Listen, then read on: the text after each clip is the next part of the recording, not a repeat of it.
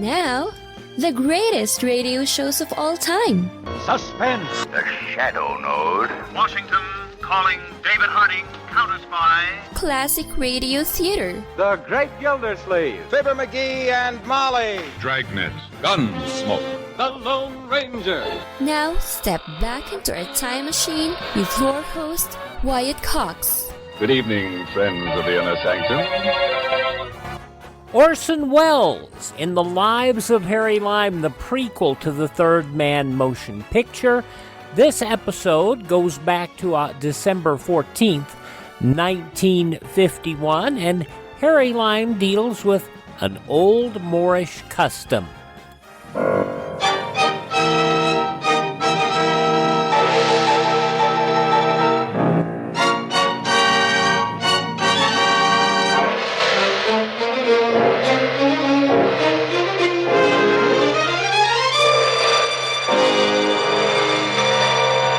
Presenting Orson Welles as the Third Man.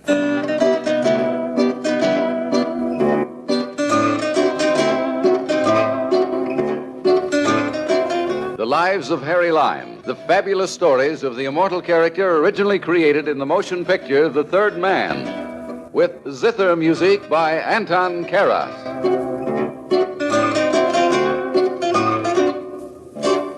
This is a love story. Well, don't worry, there's action in it. Arab chieftains, international gangsters, and a buried treasure. But essentially, this is a tale about one of the times I fell in love. Now, don't laugh. I'm not the first man that happened to, or the third man either. And now, Orson Welles as Hary-Lime, the Third Man, in An Old Moorish Custom.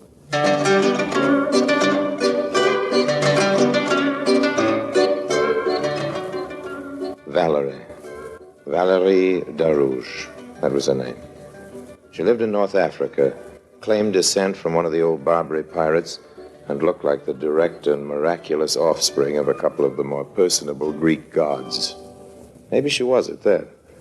But her official grandfather was old Armand Darouche, owner of an ancient fortified estate a couple of 100 kilometers inland from Algiers. I'd heard stories about him, of his great wealth, and what was more important, its strange source.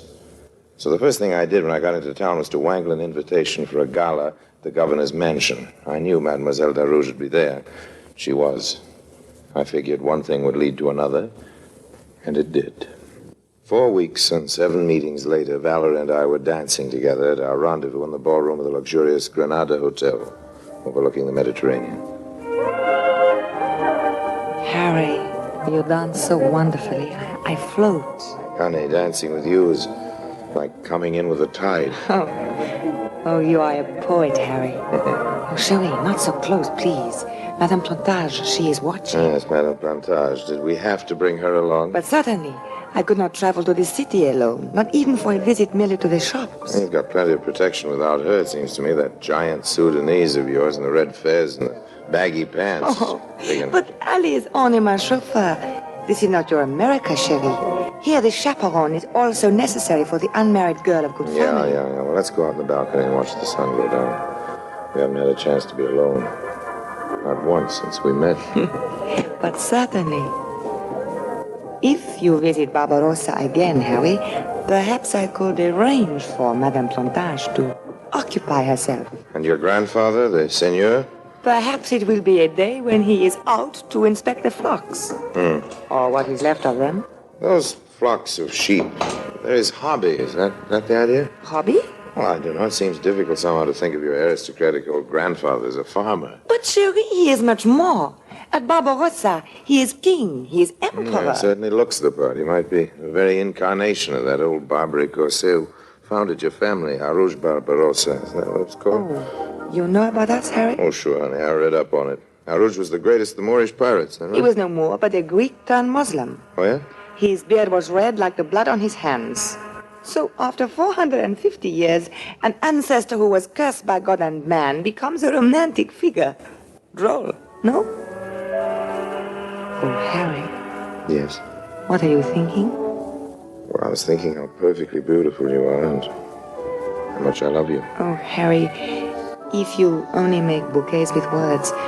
No, don't. That was more than a verbal posy, darling. Oh, no, Cherie. No, don't embrace me. But if you love me... Please, it will not be easy. What do you mean? My grand-père, the seigneur, I owe him too much. He and I, we are the last of the Darouche. Yes, I know this. He has plans for me to live in Paris for a while, a term at the Sorbonne, a season in Rome, in We Athens, can do all that now on a long, wonderful honeymoon. But I can't disregard him. Since my parents are dead, I am all he has left. But if I spoke to him, wouldn't he think of your happiness? Give his consent? I don't know. Supposing I drive up to Barbarossa tomorrow and ask him. Well, he will ask questions. Foolish ones, you may think. Such as? Such as, who is your family? What are your politics? Oh, no need to worry, honey. I'm like a pair of socks. Neither right nor left. Oh, my dear, do not joke with grand-père. For him it is most serious. Yes, I know. But you will back me up, won't you? Yes.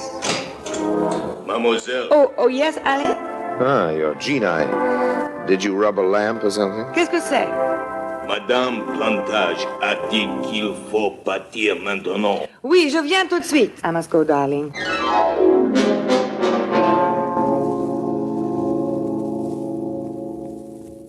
I left the hotel and threaded my way through the streets toward the little apartment in the European quarter that I'd rented when I first arrived. The twilight was sowing stars in the sky when I heard footsteps overtaking me and looked down at the stout, pink-cheeked little man in a baggy alpaca suit and fuzzy fedora. He kept pace, looking up at me with glossy, inquisitive eyes. Monsieur Lime. Yes? Permit me to introduce myself. He drew a wallet from his pocket and flipped it open. The identity card beneath its plastic shield stared up at me. Pierre Jules Charon, police detective. You remain in Algiers much longer. A week or so, perhaps. Why? The length of your stay is a compliment to our city, monsieur. Oh. Well, I've always felt that you can't really know a place unless you live there for a while. True, but when you stopped over in Palermo, monsieur... Palermo? Yes, just before sailing for Algiers, did you meet there one calling himself Pierre Dubois? Dubois? Only his name is not Dubois, monsieur. It is Mario Marteau. Oh? What's he done? Many things, monsieur, including murder. He fled Algiers some time ago. His trail was picked up at Palermo. But would he be likely to return to Algiers? Evidently he has. A British art dealer has identified his picture as one of several bandits who tortured and robbed him last week. Oh, I see. A dangerous man, monsieur. Oh, evidently. We think perhaps he is a lieutenant of El Sikina. Who? El Sikina, a Bedouin outlaw. One of our local gangster leaders. If it occurs that you see Mario Marteau again... I'll give you a ring, you can be sure. A ring? On the telephone. Oh. Of course, merci, monsieur. Merci. They all waddled away into the gathering twilight. How many pieces of my past did he dug up? That forged passport? He checked it with a pair of sûreté. But no, it was not. He'd have picked me up for sure if he had. Or was this another one of those cat and mouse games? Couldn't tell. Went on to my apartment. When I got there and put my key in the lock, it refused to turn. The door was already unlocked. Come on in, ami. Do not just stand there and stare. Mario. What are you doing here? El Sikina's treasury is getting low. It was necessary to get money at once. Oh. He is getting impatient with you, honey. Impatient? You know, just stopped me on the street, a police agent. Asking questions about you. Tell me something new. Well, perhaps I will. That legend you told me in Palermo, about Arouge Barbarossa burying $1 billion francs worth of gold cups and things like that in a It cave. is no legend. Maybe not. Anyway, I did some research in the government library. So? Arouge Barbarossa actually captured a galleon back in 1504, which the Pope had sent from Genoa loaded with gold dust and wine for the use of the church. He was pursued by warships and hid his loot in a cave on the coast somewhere between Algiers and Bougie. There used to be a legend that Arouge and his crew returned to the cave once every year, rising from hell, to celebrate their capture and toast their loot and sacramental wine. Now, Wine, eh? yes, an old Moorish custom, no The doubt. Koran does not permit Muslims to drink, my friend. Arouge was a Greek variety. He and his corsairs wrote their own Koran. I am not interested in fairy tales. Well, neither am I, Mario. According to the records, the galleon Arouge captured was loaded with newly mined gold dust for the goldsmiths of Civitavecchia. There's no mention of finished gold articles. I do not care a sou what the records say. All I know is what I see now. Old Armand Darouche this past year has sold numerous antiques of pure gold to dealers. The Englishman we robbed had a 16th century cup he bought from Darouche just 2 weeks ago. Okay, you just leave it to me. I'll find out soon enough just where the stuff is hidden. Good. You have just 24 hours. What? If you still have not secured the necessary information, El Sekina will take steps to obtain it himself. Meaning just what? Meaning he may have to visit Barbarossa personally. I see. And as for you, Harry, your services will be dispensed with permanently. I am sure you understand. Yes, I think I understand.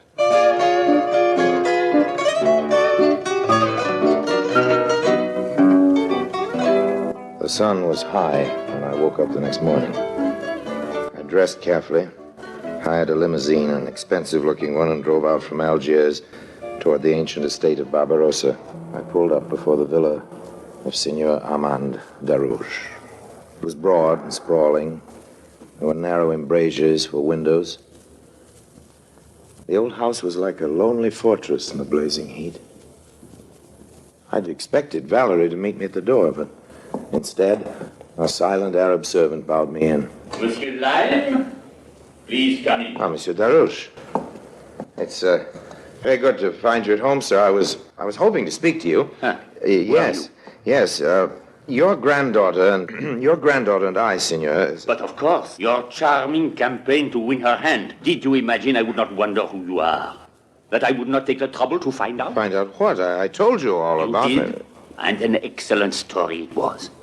But the police this morning have told a story that is quite different. Police? Your record, monsieur. Algeria does not welcome such as you. Ali! A door opened at the other end of the room, and the giant Sudanese stepped in, red fez, baggy pants, and all. This time, however, something new had been added, a gay bandolier of cartridges and a rifle whose black muzzle stared at me as the old man pocketed his automatic and turned to a telephone on a nearby table. I will arrange for you a police escort back to Algiers, monsieur. Allô? Ah, l'appareil ne fonctionne pas. The telephone service will no doubt improve itself later. In the meantime, Ali will convey you to a guest room suitable for you. Listen, if I've made any mistakes in the past, well, after all, none of us are perfect. Huh. But I do love your granddaughter, monsieur, and I have information of the utmost importance for you. I didn't want to alarm her, but I've uncovered a plot. A plot? It's true. I swear it's true. El Sekina thinks you've discovered a great treasure buried by Arouge Barbarossa. What? It's fantastic, of course, but Jackal. So that is your game. Now, wait. A spy for a Bedouin gangster. Coming to my home, making love to my No, listen to me. For your sake, El Sekina is no friend of mine. He may raid Barbarossa this very night. Ah, what tale is this? You expect me to believe you? You'd better believe me. If it were the truth, which I doubt, why should you warn me? What do you expect to get out of this? Your friendship. Ah, my friendship. Plus, monsieur, naturally, there's a plus. Plus a nominal percentage of the loot left by your illustrious ancestors. Ali, je perds patience. Take him out before I kill.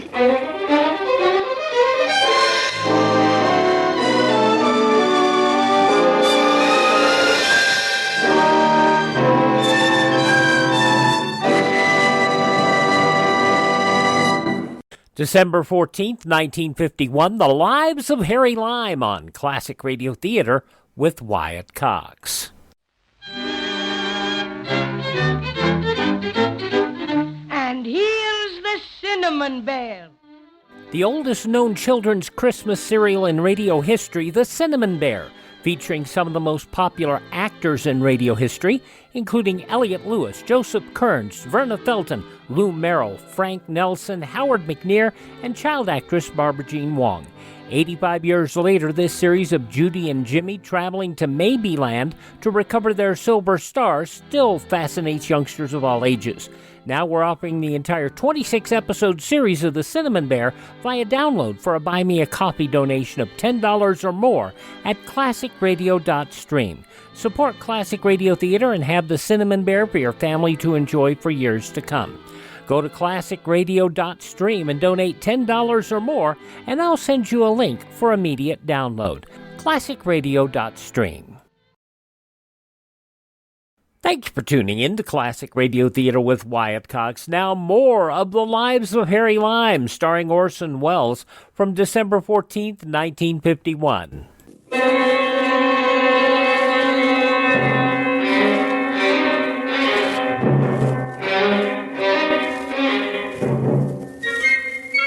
The guest room in which Ali locked me featured primarily an iron door, naked stone walls, and a single barred window.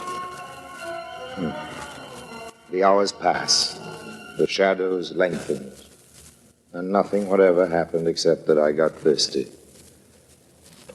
Was the old devil going to keep me here until I died from thirst? Surely he'd gotten his blasted call through to Algiers by now. The police should have been here long ago. Of course, if he hadn't, if the telephone line was still out, then I knew, of course. El Sekina. He and his raiders, they've cut it, preparing the attack. They'd stormed the gate, killed the guards, and now here they came. Bullets came through my window, ricocheting from wall to wall. Sooner or later, I knew, one would make a billiard shot that would knock me into a side pocket. But finally, the firing slackened and grew still. Harry! Valerie! You warned Grandfather, but he did not believe you. You said you loved me. You thought that was a lie, too, huh? After what the police told about you, what else could I think? But if you are not lying about your love... Valerie, you know I wasn't. Then take this rifle, Harry. Help us defend the house.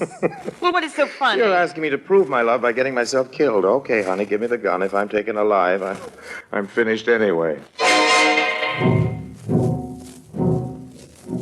We picked our way through the darkened rooms and corridors, stepping over dead bodies. The big Sudanese lay half-crouched beside an embrasure. He whirled as we entered. No, allez, tout va bien. Better point that rifle the other way, lad. I'm on your side. Valerie, are you two all who are left? No, my grandfather, he's on guard by a window on the other side of the house. But he is wounded. This way.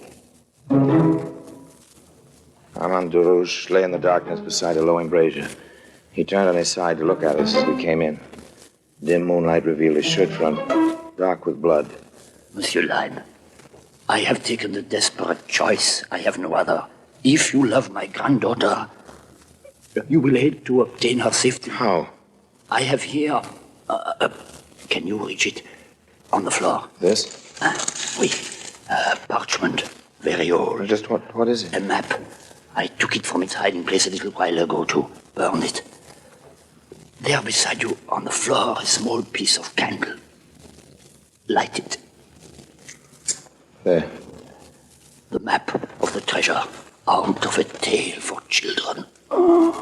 Then it's true. Oui. The smaller part remains where it has been for over 400 years with the curse of God upon it. If you love Valerie, you can buy her life with it, and yours. You are clever, Lime. You can bargain with El Sekina. Save Valerie from those swine. These symbols, I don't understand. I will tell you their meaning. First, swear on your salvation that you will keep faith. I swear. Now listen. Bend closer. I will show you how to find the cave of the Corsair. Here is the key to the code. When Darouche had finished, I put the parchment in my pocket, stuffed the candle, tried to make the old man a little more comfortable, but his body had gone limp. When I spoke, there wasn't any answer. The master of Barbarossa was dead. Here they come. Valerie! Valerie, are you hit? Harry is wounded. Oh, Valerie, it's no use. Oh, Harry! Monsieur, hold my gun. Quickly, let go. Mario, do you hear me? Tell your boss to stop shooting. I've got everything under control. Harry! Mario, it's all right. I've disarmed him. You can... Good. The big Sudanese was dying as he brought his rifle butt against the back of my skull, but all the same, it was a blow that knocked me colder than a witch's kiss. When I came to, the brightness of day hurt my eyes. I closed them again, quick. The world was rocking underneath me. It took a minute or two to realize that I was tied, hand and foot, draped across the back of a camel. The smell of salt air was mixed with the smell of camel, and I saw the dark blue of the Mediterranean curving to the left. The Bedouins halted and dismounted. My wrists and ankles were unbound, and I was led to the head of the column. Mario Marteau stood there, and beside him was Valerie Darouche. Good morning, Harry. Did you sleep well? Mario, why have I been tied up? I kept my part of the bargain, didn't I? Did you? Old Darouche was holding me prisoner when you attacked. I broke out and forced him to give me the chart showing where the treasure of Barbarossa's hidden. I have it here in my pocket. Well, it's gone. You have it. Of course. Well, I didn't fail, did I? And I once thought you were a man, but I loved you. Animal. Valerie. Mario, those men over there, what are they digging? A hole. For you, Harry. But why? Why? Where's El Sekina? Where is he? Bring me to him. And you are supposed to be so clever. Of course. Oh. I should have guessed a long time ago. You are El Sekina? Who else? May you both burn in torment. All in good time, mademoiselle. First, there is the matter of the directions. The code, mademoiselle. I told you I do not know, and if I did, I'd die before I tell you. Mario, I know. You? I'll tell you for a price. Price? Set Mademoiselle Darouche and myself free in Algiers. That's not much to ask. No. Where do we go from here? December 14th, 1951, Orson Welles in The Lives of Harry-Lime. Thank you so much for tuning in to Classic Radio Theater with Wyatt Cox on your favorite station.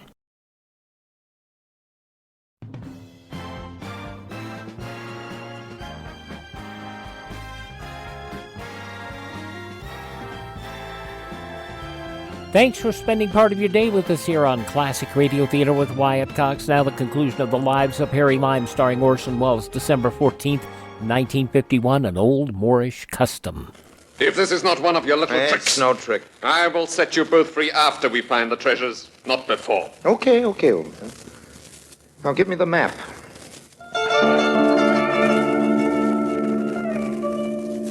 We followed the broken coastline, and later that day, as the sky grew gray and dust devils danced, we reached the place. An old Bedouin remained with Valerie on the beach as I led them into a narrow break in the rocks, a break that widened into an enormous cabin. Their flashlight beams danced about and picked out a number of copper chests green with age and corrosion. No doubt about it, we'd found it. It's the cave of the Corsairs. No, the ship! They're empty! Darouche must have taken most of it, but here's one chest, Mario, filled to the top. Look, it's gold dust. 100 million francs worth at least. It's been left here to escape the tax collector. The rest of it! Well, sold, spent, of course. Oh, They found something. Yes, evidently. It's wine, Mario. Look, sacramental wine in sealed flagons. Wine taken off the galley, hidden over 400 years ago. Well, Mario, I've kept my word, haven't I? Don't you think I should get a small share? Hassan! Ahmed! Take this dog out! Stand guard over him and the woman! We huddled on the beach in the lee of a sheltering rock, Valerie, our guards, and I. The mounting surf crashed on the narrow beach. The sky sagged like a wet circus tent. And two of the guards stared enviously at the revelry in and about the cave. The third, more devout, scowled. Keep away. What's wrong, old girl? You're shivering. Do not touch me. Two of our guards are leaving, headed for the cave. The others staggering around, lying about the sand. They all drink enough. What the devil? A chest of gold dust. The only one that's left. Those four scoundrels are taking it out. What do you think they would do? Leave it there? But they're reeling. They don't know where they're going. Hey, guard! GD! Those men with the chest. They're too near the breakers. They're drunk. Call Mario. Where is he? Get them back. Part of that's mine. Hey, Mario. Oh, your 30 pieces of gold are gone, Judith. Taken by the sea. There's the chest, Judas Iscariot, rolling over and over in the breakers. Yellow dust swallowed up. Easy, honey. Here comes Mario. You lime. Feed the sheriff. Mario, no. What's the matter? Don't shoot. Don't shoot me. I should know. It would be a trick. I kill.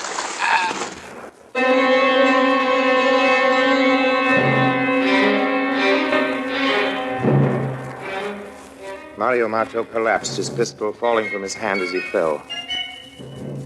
Look at them, all of them. The whole gang lying around. Incredible. What are you going to do? Take you back to Algiers with me? Then let's go. Those time won't sleep forever. Relax, sweetheart. They will. What? They will. Your grandfather put that wine there himself. He told me so before he died. What do you mean? It was for the refreshment of all who might come upon the treasure in his absence. It's a fine old vintage, dear. Laced with poison.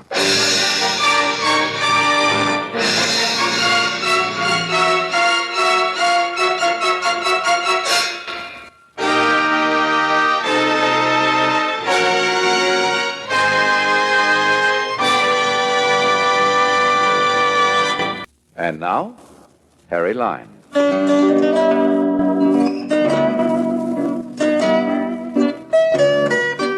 Whatever happened to Valerie? I'm sure you're asking that question. Well, so am I. Come to think of it, I saved her life, and all she had to say to that was goodbye. Well, so long for now. And remember, if you don't want to work for your living, don't bother about buried treasure. You may have to dig for it. Well, easy come, easy go. December 14th, 1951, The Lives of Harry Lime on Classic Radio Theater with Wyatt Cox. Now on Classic Radio Theater with Wyatt Cox, Part 3 of the 5-part Yours Truly Johnny Dollar story, The Lansing Fraud Matter. This episode originally broadcast December 14th, 1955. From Hollywood, it's time now for Johnny Dollar. This is Arlene Kennedy. You called my home, Mr. Dollar? Oh, yes, Mrs. Kennedy. I'm with Universal Adjustment Bureau. We're investigating the matter of James Lansing's death. Your what? We're investigating your brother's death before we take action on your claim as his beneficiary. Under the circumstances, we have to do this, Mrs. Kennedy. I'd like to talk to you about it, if I may. How would you like to talk to my lawyer, Mr. Dollar? Sure, if you think it's necessary. I'd rather talk to you first. Why? Well, frankly, the insurance company isn't satisfied that this is a legitimate claim. You mean you're not satisfied? All right, then I'm not satisfied, and I represent the company in this matter. Look, we won't get anywhere this way, Mrs. Kennedy, if you'll just...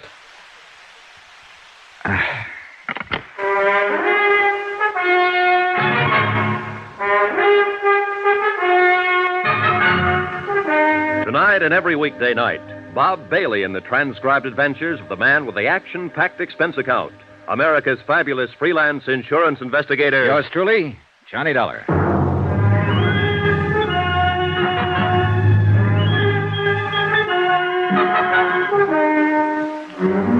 Expense account submitted by Special Investigator Johnny Dollar, location Tucson, Arizona, to the Universal Adjustment Bureau, Home Office, Hartford, Connecticut. The following is an accounting of expenditures during my investigation of the Lansing fraud. $50,000 worth.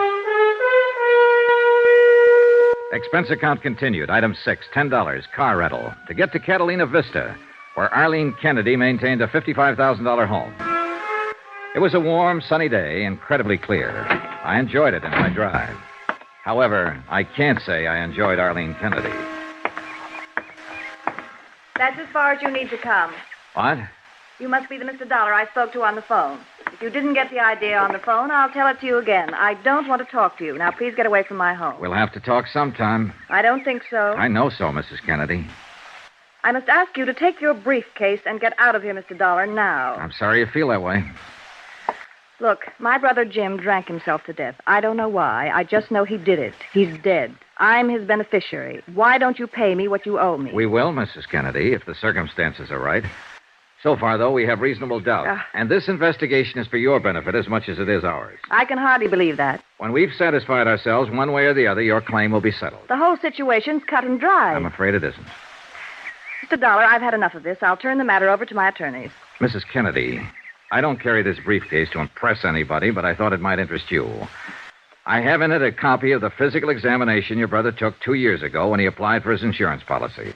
I have a copy of the coroner's report and the results of the autopsy. I don't care what you have. Then maybe you'd just be interested in the conclusion.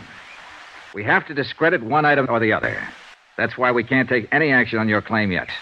Goodbye. Wait. What is it you want to know? I haven't seen my brother in well over 2 years, 3 years. Can't tell you a thing about him. Were you on good terms with him? Of course I was. I was the only one he had in the world. He left me his insurance money, didn't he? Did he leave you anything else? He didn't have anything else. I understand there was a trust in the family. He spent his a long time ago. I understand you're a widow, Mrs. Kennedy. I don't see what bearing that Do you has have on- any dependents? No children, if that's what you mean. The money from the policy would have gone to you alone. Let me correct you. The money will come to me alone. I don't know what you people think you can do trying to weasel out of this payment, but I've already spoken with my attorneys, and they've advised me to sue for an immediate settlement and damages. Perhaps I can save you some fees and your attorney some time, Mrs. Kennedy. Where can I contact them? Never mind. You'll find out soon enough. I hope you won't allow them to go so far as a courtroom without speaking to me. We'll see about that, too. I don't need your advice. Now, look, I'm going to tell you exactly what I'd tell them. You can pass it on to them. Your brother could have died quietly in his bed one night, and any doctor would have pronounced him a heart failure, and your claim would have been honored without delay. But James Lansing made the mistake of dropping dead on a public street, and the police took over, and before he was properly identified, an autopsy had been performed. And I intend to sue the city for that kind of liberty. They had no right to... They had every right. An unknown man dead on the street from unknown causes. Now, don't be childish. Because of that autopsy, we know your brother couldn't possibly have passed an insurance examination 2 years ago or 10 years ago. Not with the amount of bad health he'd collected. But he did pass it. The insurance company accepted him as a client. They issued a policy, and you can't deny it. Jim came to me the day after he took out that policy and told me I was his beneficiary. You said you hadn't seen him for well over 2 years. He took the exam a year ago last July. All right, I saw him that one time. Look, I'll lay it right on the line, Mrs. Kennedy. We don't think your brother ever took that physical examination. What? Someone else went up to Dr. Mayhood's office and took it for him. Someone who could pass it. Mrs. Kennedy, we aren't fools, and we don't like to be fooled. Now, we're going to find out who that someone was and how it was done. We're used to all sorts of tricks in this business and all sorts of bluffing, too. You can sue us for a settlement. You can sue us all over the place. With what I have right now, I'd be willing to meet you in a courtroom. I'm talking facts to you, Mrs. Kennedy, and I wish you'd talk them to me. Get out of here. Get out of here, you cheap snooper, before I call the police and have you thrown out. Some more expenses. Item 7, $6, lunch, for Jim Carter and myself. Pass the cream, Johnny. Thanks. Well, what do you think, Jim? Mrs. Kennedy? Yeah. Well, it's hard to say. She's going to make it as tough as she can for us, judging from her attitude toward you this morning. How does the commission feel? Well, they feel very badly that something like this has come up. They've requested us to act with discretion and to act swiftly. They're certain the entire matter can be settled without legal action. Pass the sugar, please. Right. Aren't they going to cooperate? They aren't going to do anything until we show cause. They did mention that their action will take place in 10 days, so that means we've got 10 days to write such a statement. Tell me what you've learned about Mrs. Kennedy. Well, she was widowed 5 years ago. Her husband was a lawyer. He left her $40,000 in insurance and $15,000 in debts. Her family, the Lansings, had money at one time. Enough so that she gets 1/2 of 1/10 of 1% of an oil company out on the coast. It pays her about $750 a month. She managed to clear her house out in Catalina Vista and drive a Cadillac. But she could use $50,000. Of course she could use $50,000. Everybody could. Johnny, when are you going to start on the insurance agent? Hillary Franks, I've already started. If I know my Mrs. Kennedy, she won't call a lawyer or anybody else right now. She'll talk to her agent, Mr. H. Franks, and he'll have to come to us. I don't have to go to him. Johnny. When you buy a radio and it goes bad, you call up the store. They didn't manufacture the set, but you complain to them just the same. Same thing with insurance. You don't call up the company, you call up the agent who sold it to you. Hillary Frank has to call me, Jim, just to look legitimate. I hope you're right, kiddo.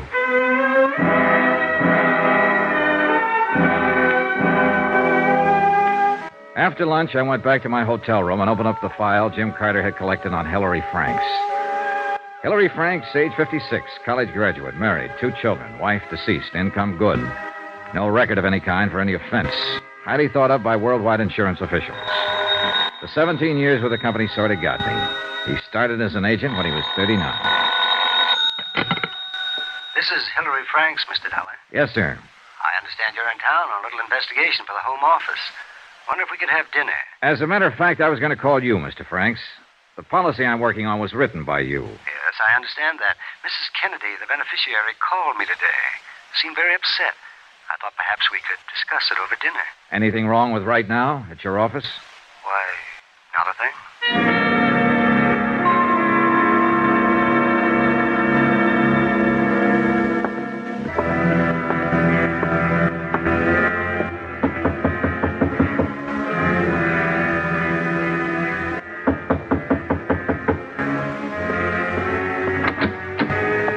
suppose you're Mr. Dollar.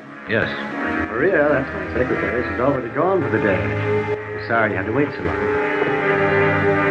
Mr. Hillary Franks looked straight life insurance from the top of his iron gray hair to the tips of his polished brown shoes.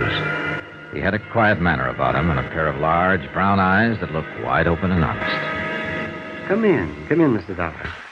Thank you very much for coming over. I was surprised when Mrs. Kennedy called me about this matter today. Surprised to learn that you were in town. Were you? She said you'd been over to her home this morning. That's right. Well, just what is this all about? We have reason to believe Mrs. Kennedy is a party to an attempted fraud, Mr. Franks. I gathered it was something like that. I've been writing policies for worldwide insurance for 17 years, Mr. Dollar. And this is the first time anything like this has ever happened on one of them. I believe you, Mr. Franks, and your record. But there's a first time for everything. Yes. I'm here to find out all I can about the circumstances under which you sold the policy to Mrs. Kennedy's brother. Nothing unusual about it, Mr. Dollar. I think there was. Eh? James Lansing was a bachelor.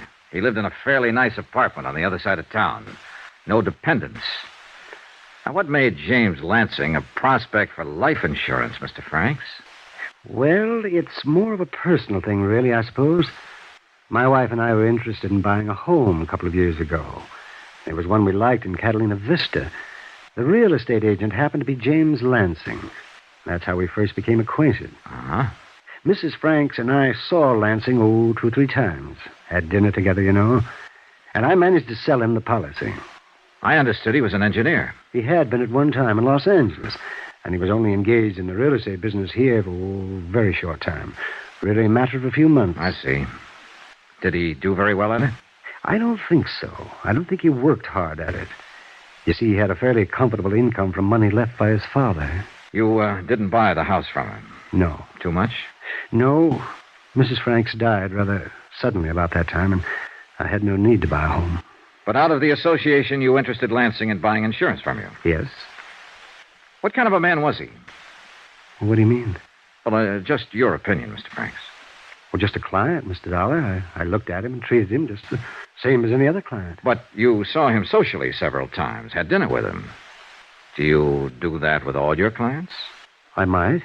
I remember he was trying to sell me something, too. Ah, sure. How'd he look? What? Oh, pale, thin, emaciated, what? Oh, he looked fine to me. Did he drink much? Well, I don't recall. Think. It's important. Well, I don't recall. Then I'll recall for you, Mr. Franks. Lansing did drink a lot on those occasions. As a matter of fact, he was soaked up most of the time. Oh, now, that's not true, Mr. Dollar. You know as well as I do, he was an alcoholic in Los Angeles, and he was an alcoholic here in Tucson. He died of malnutrition, a direct result of his alcoholic condition. Well, I'm not a doctor. I had no way of ascertaining that. You don't have to be a doctor to smell booze, Mr. Franks. Did you ever meet his beneficiary? You mean his sister, Mrs. Kennedy? No. I think I told you she telephoned me today. Never met her at all? No. Mr. Franks, I'm going to leave you for a while, and I want you to think about all we've discussed. When I come back, I might ask you the same questions again. And I'll expect some different answers. Anything you say, Mr. Dollar.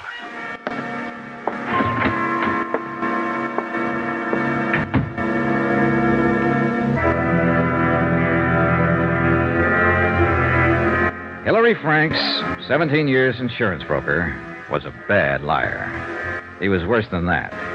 He was a stupid, awkward, unprepared liar with no idea of what he was up against. He knew I was going to get him and get him good, and he didn't know what to do about it. I almost felt sorry for him.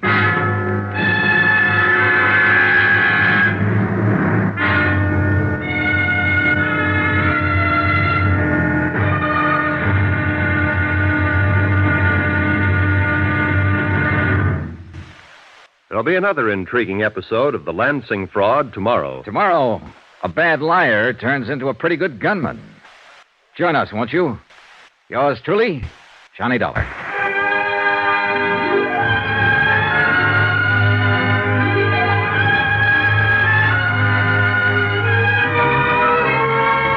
Yours truly, Johnny Dollar, starring Bob Bailey, is transcribed in Hollywood. Written by John Dawson, it is produced and directed by Jack Johnstone.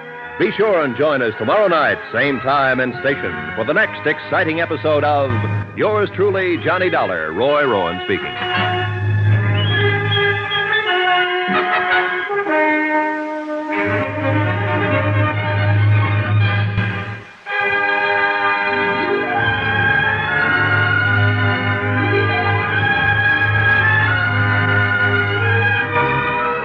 How do you like this? Howard McNear is a crooked insurance broker. This could get interesting. December 14th, 1955, yours truly, Johnny Dollar, here on Classic Radio Theater with Wyatt Cox. Visit my friend Ted at RadioMemories.com.